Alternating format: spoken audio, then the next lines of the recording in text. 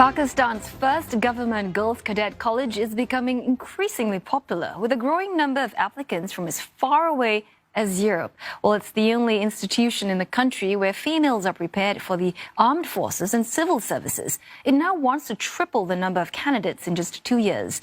Michelle Muhyiddin reports. Pakistan's first ever Girls Cadet College was established in 2017 in the country's deeply conservative northwest bordering Afghanistan, a place where almost half the girls do not attend school, according to the data from the Pakistan Education Statistics in 2016, and also one which was seen as a hotbed of militancy. So the fact that the college is located here is seen as a symbol of progress, where students like 15-year-old Durkhane are encouraged to dream big. My aim is to become an army chief, and this is not something illogical that I came up with or something that is impossible. Our routine is exactly the routine of Boys Cadet College. If they can go through that tough routine and girls can go through that same tough routine over here too, that means that we can do the things they can do also. Cadet colleges like this are run by the government, and their graduates are usually given preference for selection to the military, which is Pakistan's most powerful institution.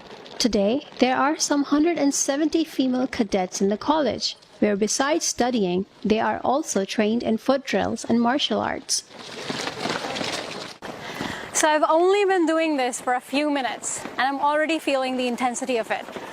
These girls are training hard, not only to fight stereotypes, but also to prove that they deserve to be here, especially in a country where women sometimes have to fight for their voices to be heard.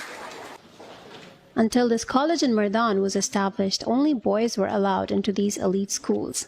And though it's still relatively new, the college's principal, Brigadier Javed Server, says the number of applicants has gone up from 250 in 2017 to 600 this year. Teaching and learning process continue 24/7. Our teachers also, they stay on campus. They are available to them. And our training process start early in the morning. So by 5 o'clock, the cadet get up, subsequently doing the physical activities and drill. And then after that, after morning assembly, they go to their classes. And we ensure that none of the time is wasted.